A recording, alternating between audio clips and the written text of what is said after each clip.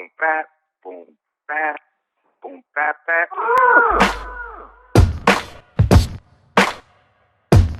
Hi, I'm Nyesha McCauley, and you're watching AccessTV.org.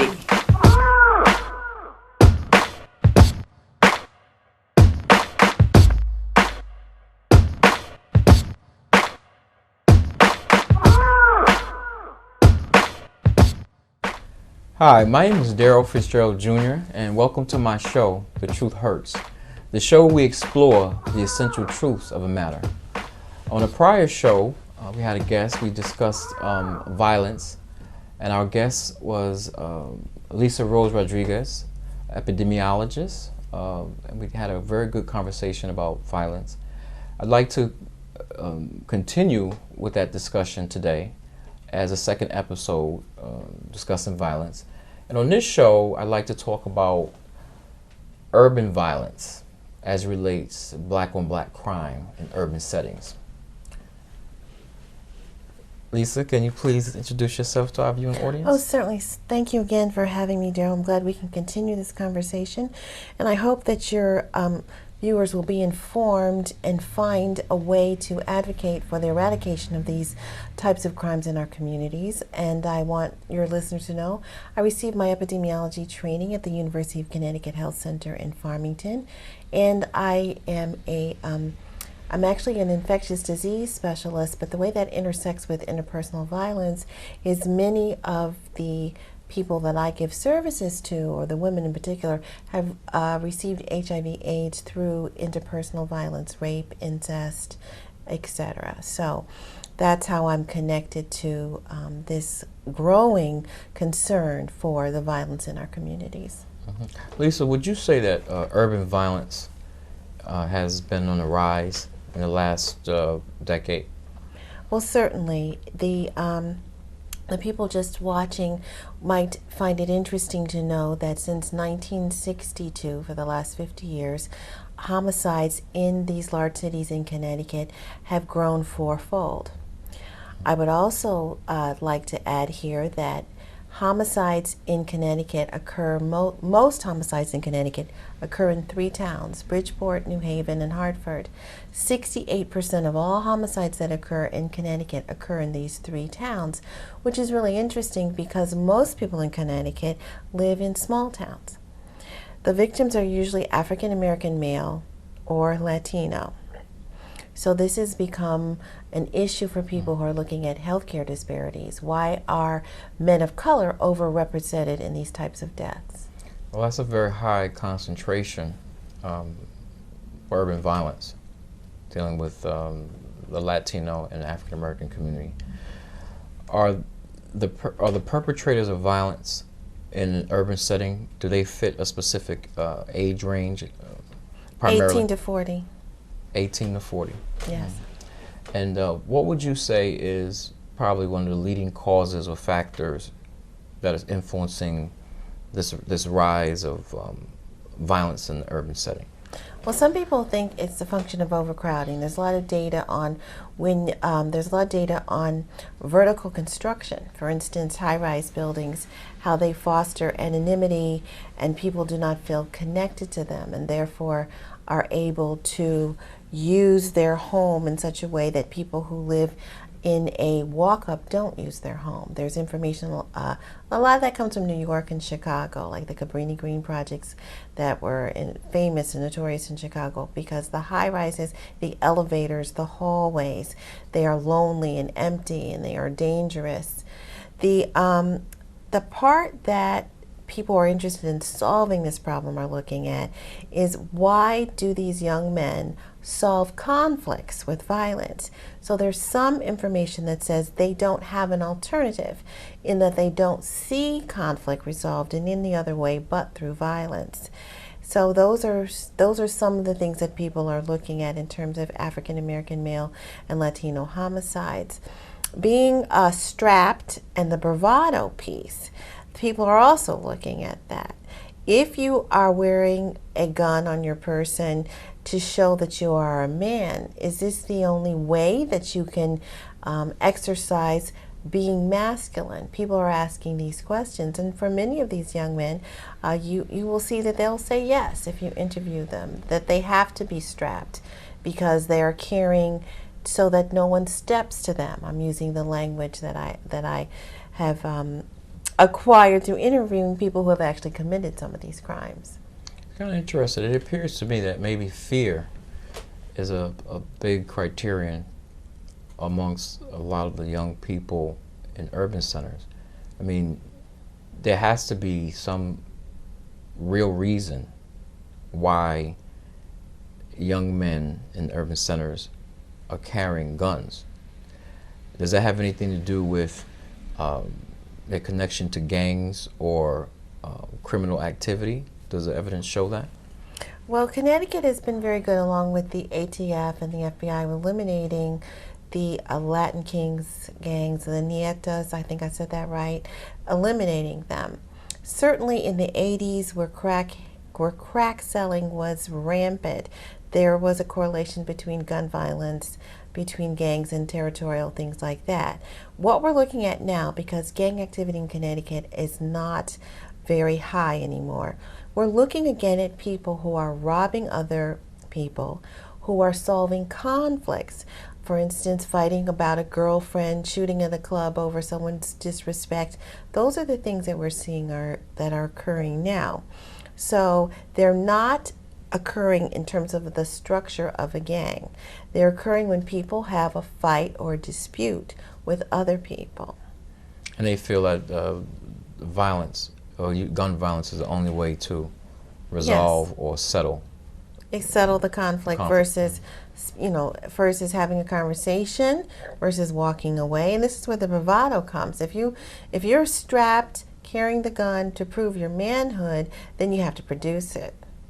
I remember a time in let's say in New York where a lot of young men who had problems, they were more apt to use their fists. They were more apt to actually, fight out. If one person beat up the other person, they would take the beating, and then the guys would kind of like walk their separate ways. It's interesting how we've evolved. I don't even know if I should say the word evolve, or we've kind of transgressed in society that we feel that the only way to resolve problems is by using guns and committing gun violence. I think we've sort of transgressed as a society. Do you feel that people have fear as far as retaliation or retaliatory efforts? It's almost like people have to finalize a dispute, so almost as not to have any type of repercussion or retaliatory effort being made back to them. Yes, they're definitely, when you interview people, for instance, the young men that I've interviewed who've committed a felony assault or even homicide, that has been their explanation. The other explanation is that they killed people in terms in the commission of a robbery. So those things are there. But the societal piece that we could all work on, I truly believe, is identifying who's at risk for committing violence. And one way to identify these African American and Latino males goes back to what you said about being in a fist fight. Fist fights in Connecticut are considered felony assault. If your children are even in high school here in Connecticut, the principal can have the police take them out if they're 18 for felony assault. So identifying who shows up in the emergency room, people who have been beaten, especially African American Latino males who have been beaten, they are also at risk for what you said, for going back and escalating the violence. The person who beat you, now you're looking for them and you have a gun. There's already this in place for domestic violence victims. The police that bring them in, take the report, they are I shouldn't say they're really working with, but the doctors who see the women have a set of injuries that they know are indicative of domestic violence. The doctors in the emergency room have a set of injuries that they look at when they see a child is a victim. They're looking for unhealed fractures, for instance, in both women and children. They're looking for unhealed fractures. So I suggest looking for young men who come with obviously obvious wounds from being beaten by someone else. Another suggestion I have for identifying these men is many of them may show up in the emergency room shot already.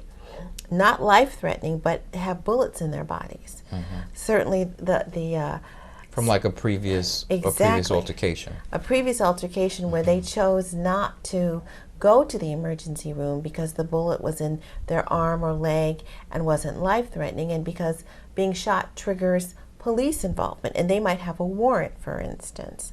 So identifying people young men in particular, who show up with broken bones, bruises on the face, previously shot or stabbed, would be indicative of a person who would become a victim of more violence, or who will use violence when the conflict escalates once he gets out for the reasons that you mentioned, like retaliation. Would you agree that education probably is going to play a huge role in terms of teaching males how to manage their own emotions and their feelings? It seems to me that, I mean, we've gotten to this place where the only way to resolve conflict,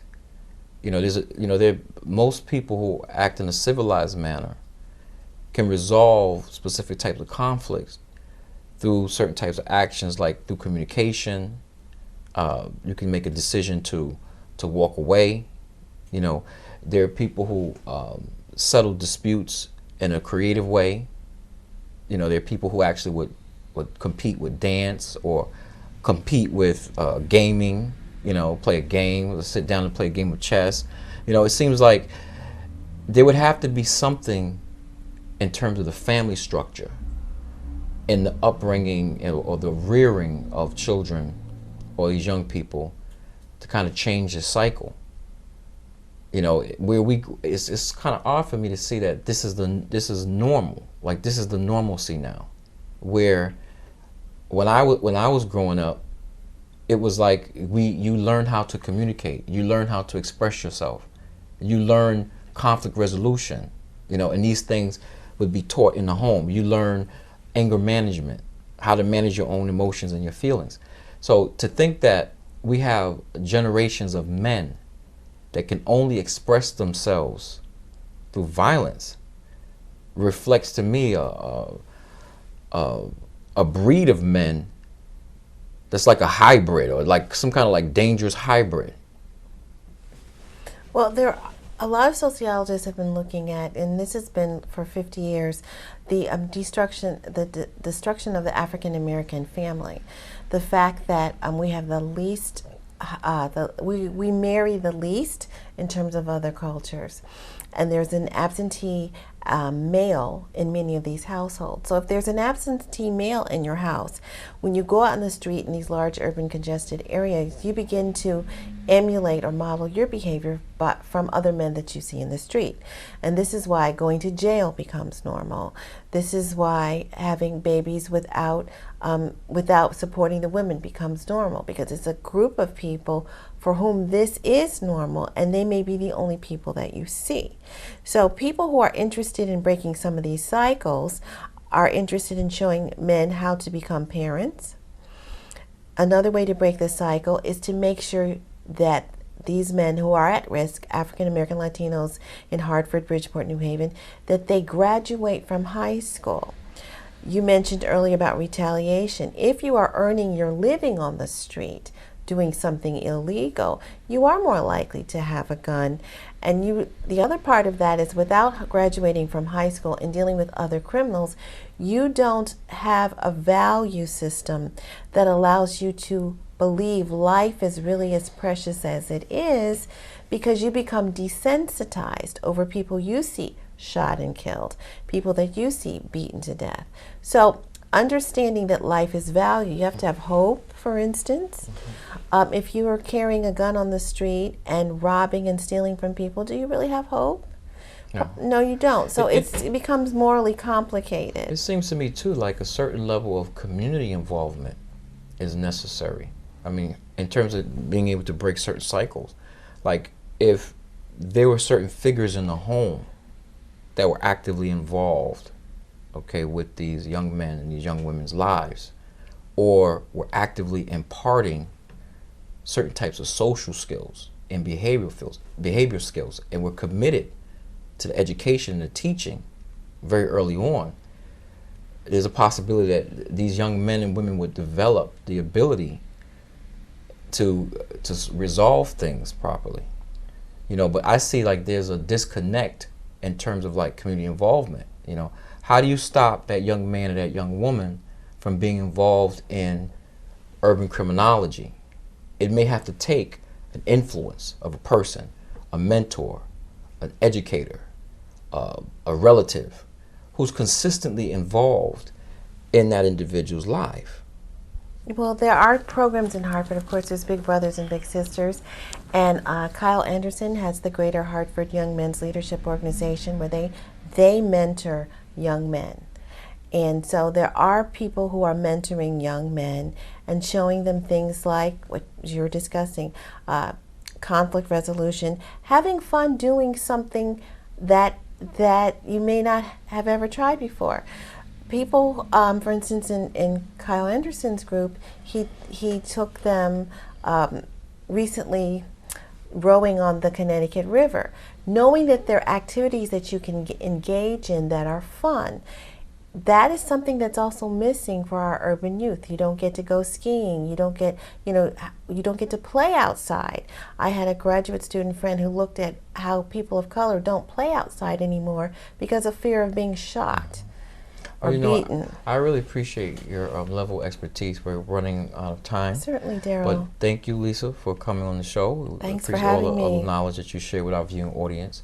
For our viewing audience, if you need any help or assistance trying to find help to deal with violence or violent situations that you may be going through or experiencing, I recommend that you dial 211, or you can go Google violence prevention, and you'll probably be connected to an array of different social organizations that can be of assistance to you.